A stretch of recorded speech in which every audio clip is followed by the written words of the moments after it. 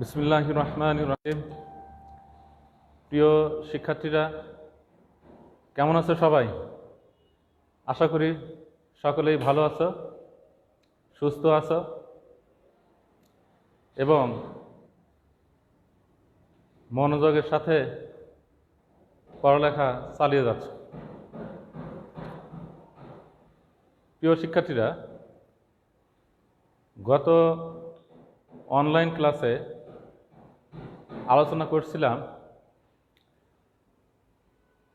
জারণ বিজারণ বিক্রিয়া আয়ন ইলেকট্রন পদ্ধতিতে সমতা করব। আজকে আমরা আলোচনা করব যে জারণ বিজারণ বিক্রিয়ার সাহায্যে কিভাবে কোনো নমুনা আয়রনের ভেজালের পরিমাণ নির্ণয় করা যায়। প্রিয় শিক্ষার্থীরা, আমরা একটি গাণিতিক সমস্যার সমাধানের মাধ্যমে এই বিষয়টি আজকে জানব।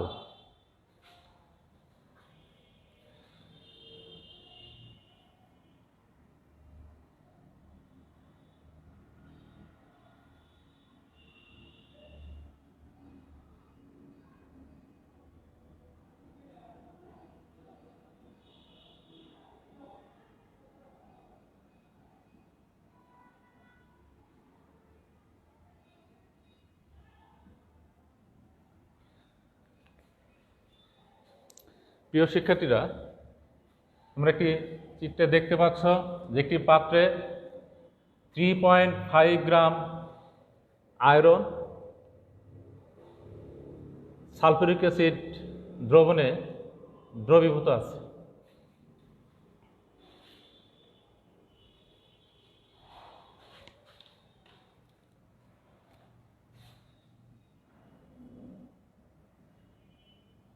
আরেকটি পাত্রে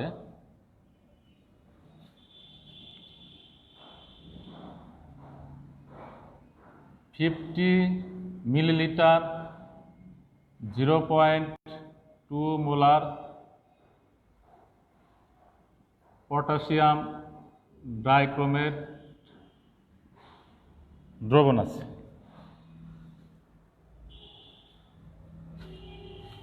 যদি এই দুটি দ্রবণ সমতুল্য হয় তাহলে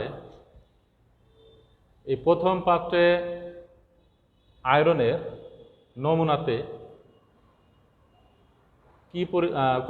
নমুনাতে কত পার্সেন্ট ভেজাল আছে। তো শিক্ষার্থীরা, আজকে আমরা এই গাণিতিক সমস্যা সমাধানের মাধ্যমে এই বিষয়টি জানব। তাহলে এখানে আয়রন এবং সালফিউরিক অ্যাসিডের বিক্রিয়ায় ফেরাস সালফেট দ্রবণ প্রস্তুত হবে। এই ফেরাস সালফেট দ্রবণ এবং পটাশিয়াম ডাইক্রোমেট দ্রবণের মধ্যে জারণ বিজারণ বিক্রিয়া সংঘটিত হবে। এখানে অম্লীয় মাধ্যম কাজ করবে। এখানে পটাশিয়াম ডাইক্রোমেট তোমরা জানো এটি জারক এবং উৎপন্ন ফেরাস সালফেট হচ্ছে এখানে বিজারক হিসাবে ক্রিয়া করবে। তো আমাদের এখানে পটাশিয়াম ডাইক্রোমেট এবং ফেরাস সালফেট এর জারণ বিজারণ বিক্রিয়ায় পটাশিয়াম ডাইক্রোমেট, আমরা জানি যে পটাশিয়াম ডাইক্রোমেট এর 1 মোল 6টি ইলেকট্রন গ্রহণ করে এবং ফেরাস সালফেটের 1 মোল ফেরাস সালফেট 1টি ইলেকট্রন গ্রহণ করে।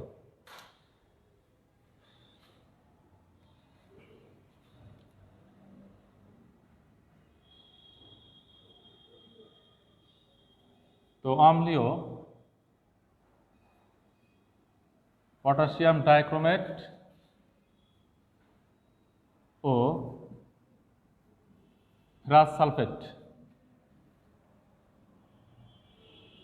এর জারণ বিজারণ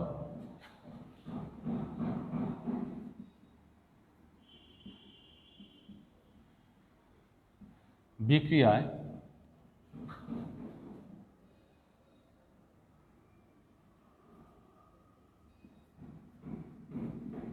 এত কর্তৃক গৃহীত ইলেকট্রন সংখ্যা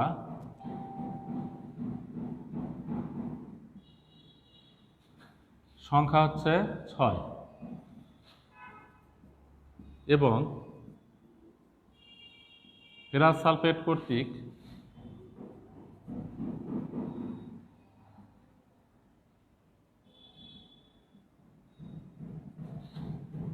বর্জিত ইলেকট্রন সংখ্যা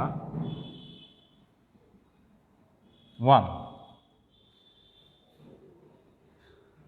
তো আমাদের এখানে আমাদের উদ্দেশ্য হচ্ছে যে ফেরাস সালফেট, এখানে উৎপন্ন ফেরাস সালফেট দ্রবণ এবং পটাশিয়াম ডাইক্রোমেট দ্রবণের জারণ বিজারণ বিক্রিয়ায় এদের মোলের অনুপাত কত, এটি আমাদের প্রয়োজন।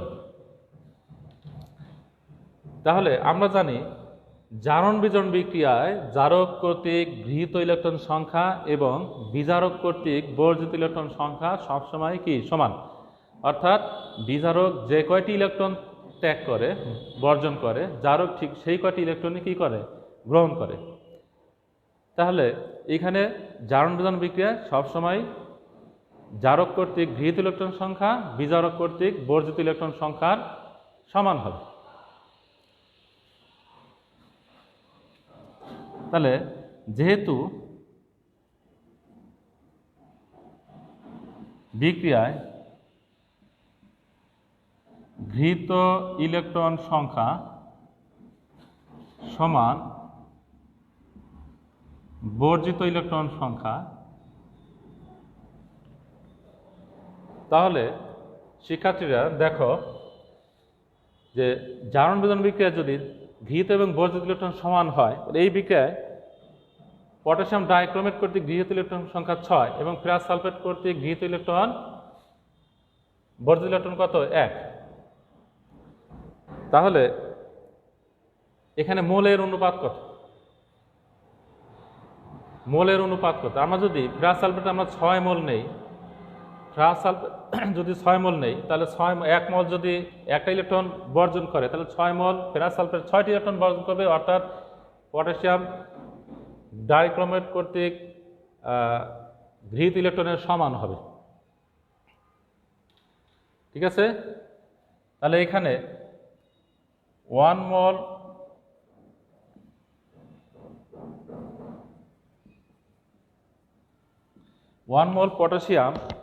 পটাশিয়াম ডাইক্রোমেট কর্তৃক গৃহীত ইলেকট্রন সংখ্যা 6 এবং 1 মোল ফেরাস সালফেট কর্তৃক বর্জিত ইলেকট্রন সংখ্যা 1।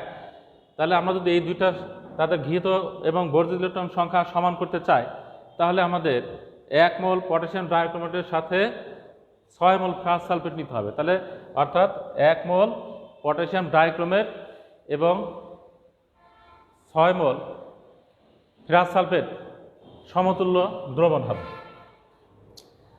তাহলে এই ক্ষেত্রে আমরা লিখতে পারি অতএব 1 মোল পটাশিয়াম ডাইক্রোমেট সমতুল্য 6 মোল ফেরাস সালফেট।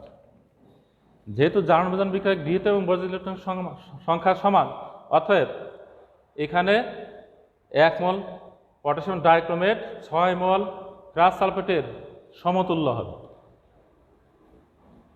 তাহলে আমরা লিখতে পারি যে 1 মোল পটাশিয়াম ডাইক্রোমেট বলতে আমরা বুঝি 1000 মিলি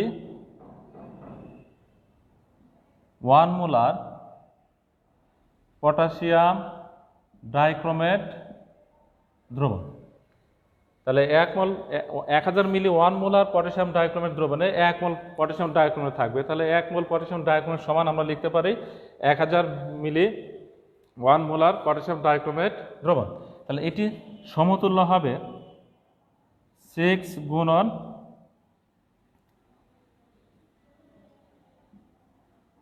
55.85 গ্রাম আয়রন।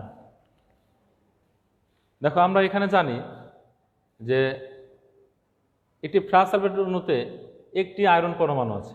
তাহলে 1 মোল ফেরাস সালফেটে 1 মোল আয়রন পরমাণু আছে। তাহলে আয়রনের পারমাণবিক ভর হচ্ছে 55.85।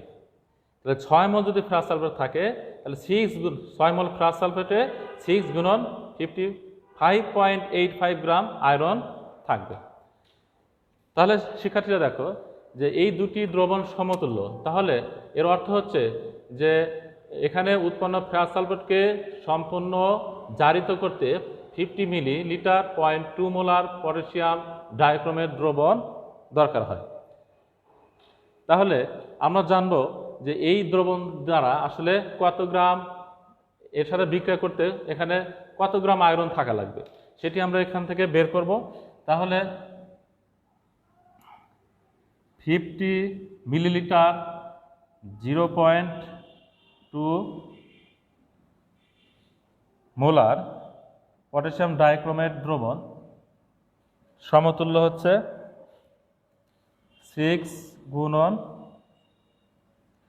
55.85 গুণন 50 গুণন 0.2 ডিভাইডেড 1000।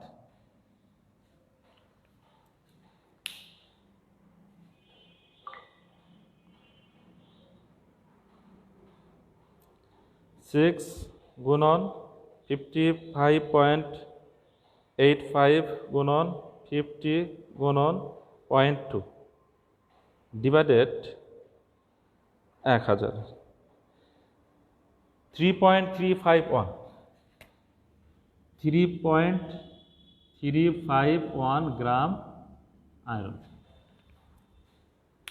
তাহলে শিক্ষার্থীরা এখানে আমরা হিসাব করে দেখলাম যে 50 মিলিলিটার 0.2 মোলার পটাশিয়াম ডাইক্রোমেট এখানে যে ফেরাস সালফেটের সাথে বিক্রিয়া করে সেখানে আয়রন থাকে কত, 3.351 গ্রাম। তাহলে আমরা একটা আয়রনের হিসাবকৃত পরিমাণ পেয়ে গেলাম যে এই বিক্রিয়ার মাধ্যমে এখানে আয়রন কতটুকু বিক্রিয়া অংশগ্রহণ করেছে সে হিসাব করে আমরা বের করতে পারলাম 3.35 গ্রাম আয়রন বিক্রিয়া অংশগ্রহণ করেছে। তাহলে শিক্ষার্থীরা দেখো যে এখানে আমরা আয়রন নিয়েছিলাম 3.5 গ্রাম, কিন্তু হিসাব করে আমরা পেলাম হচ্ছে 3.351। তাহলে আমরা নমুনা হিসাবে নিয়েছিলাম 3.5 গ্রাম, কিন্তু হিসাব করে আমরা পেলাম 3.35। তাহলে ভেজাল কতটুকু, তাহলে 3.5 থেকে 3.351 গ্রাম আয়রন এটি বিয়োগ করলে আমরা বের করতে পারবো এখানে ভেজালের পরিমাণ কত। তাহলে নমুনায়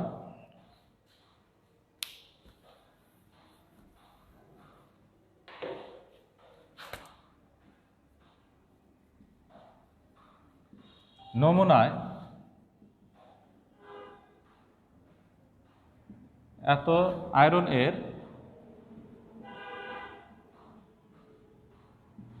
ভেজালের পরিমাণ 3.5 মাইনাস 3.351 এত গ্রাম।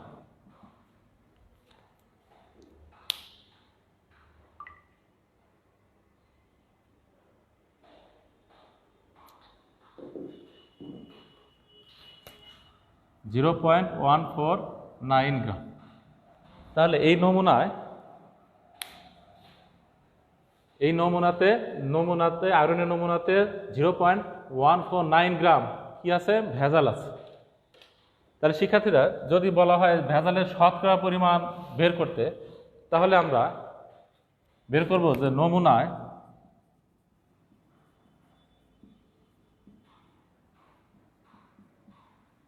ভেজালের শতকরা পরিমাণ হচ্ছে, দেখো এখানে 3.5 গ্রাম আয়রনের ভেজাল হচ্ছে 0.149। তাহলে 100 গ্রাম আয়রনের নমুনা আয়রনের ভেজালের পরিমাণ কত? তাহলে আমাদের ভেজালের পরিমাণকে আমরা নমুনার আয়রনের পরিমাণ দ্বারা ভাগ করে 100 দ্বারা গুণন দিব।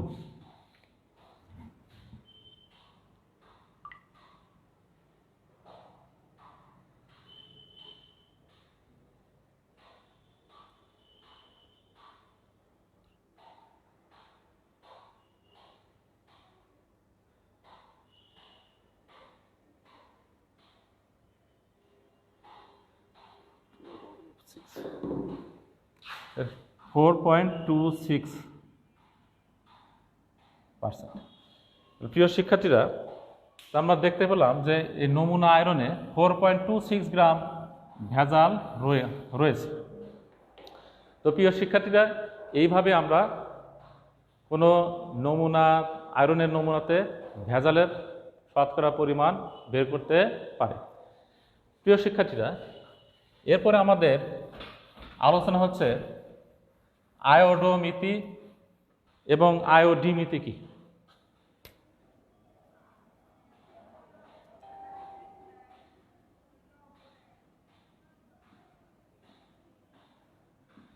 আয়োডিমিতি, তাহলে আয়োডিমিতি হচ্ছে যে প্রমাণ আয়োডিন দ্রবণের সাহায্যে বা প্রমাণ আয়োডিন দ্রবণ দ্বারা কোনো একটি বিজারক পদার্থের টাইট্রেশন করে ওই বিজারক পদার্থের ঘনমাত্রা বা পরিমাণ নির্ণয় করার পদ্ধতিকে আয়োডিমিতি বলে।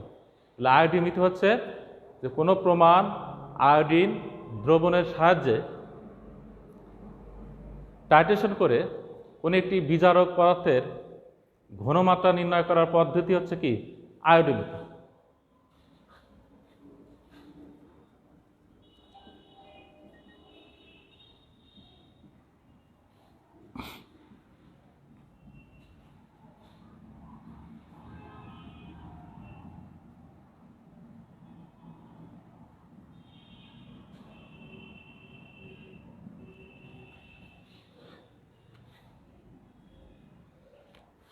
প্রিয় শিক্ষার্থীরা, আমরা এখানে আয়োডিন দ্রবণের ঘনমাত্রা জানা থাকবে, এটি প্রমাণ সলিউশন এবং এটি একটি বিজারক পদার্থ সোডিয়াম থায়োসালফেট। এই প্রমাণ আয়োডিন দ্রবণের সাথে দ্রবণ দ্বারা সোডিয়াম থায়োসালফেট দ্রবণকে টাইট্রেশন করে আমরা এই দ্রবণের ঘনমাত্রা আমরা বের করতে পারবো। আর এই পদ্ধতিকে আমরা বলবো হচ্ছে আয়োডিমিতি। তাহলে আমরা একটি বুলেটে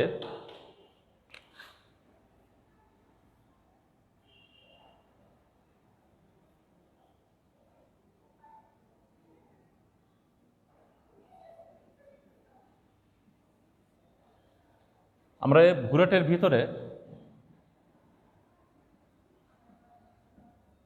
প্রমাণ আয়োডিন দ্রবণ এবং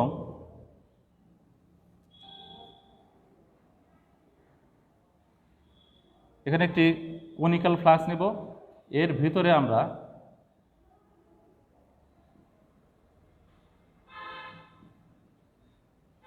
বিজারক পদার্থ নিব, নিয়ে আমরা এখানে টাইট্রেশন করে আমরা এই বিজারক পদার্থের ঘনমাত্রা বের করব। এই পদ্ধতির নাম হচ্ছে কি আয়োডিমিতি। প্রিয় শিক্ষার্থীরা, এবার আমরা একটু আলোচনা করব আয়োডোমিতি।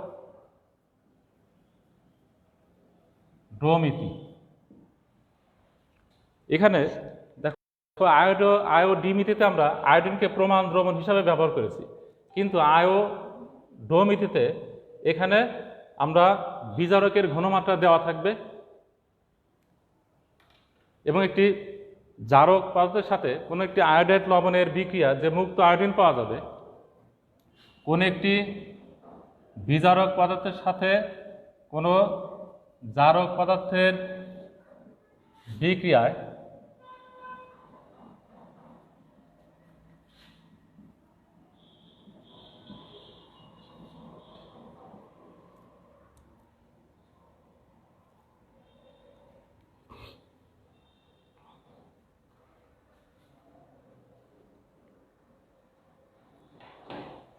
একটি বিজারক হিসাবে আমরা পটাশিয়াম আয়োডাইড নিব।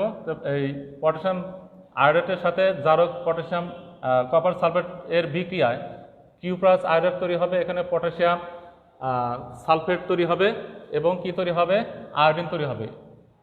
তাহলে আমরা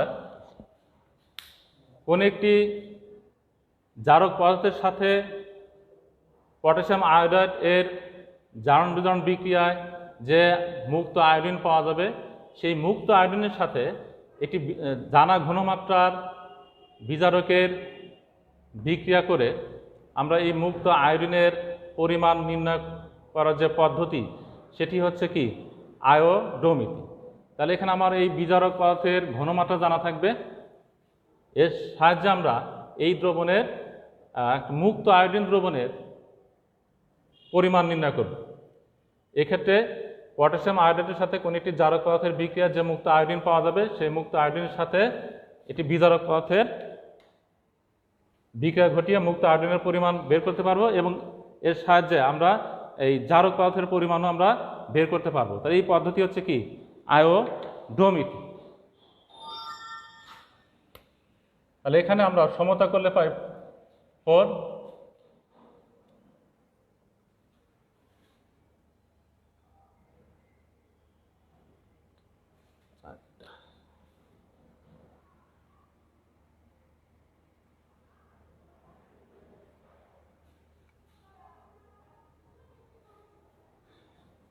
প্রিয় শিক্ষার্থীরা, এখানে আমরা দেখতে পাচ্ছি যে 2 মোল কপার সালফেট সমতুল্য হচ্ছে 1 মোল আয়োডিন সমতুল্য 2 মোল সোডিয়াম থায়োসালফেট।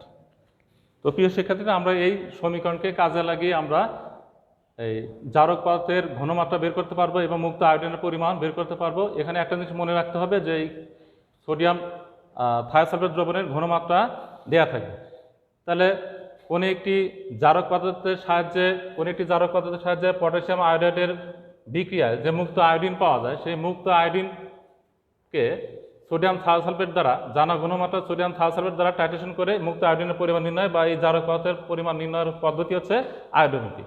তো প্রিয় শিক্ষার্থীরা, আমরা আজকে কিভাবে আয়রনের ভেদাল নির্ণয় করা যায় এবং আয়োডোমিতি এবং আয়োডোমিতি সম্পর্কে জানলাম।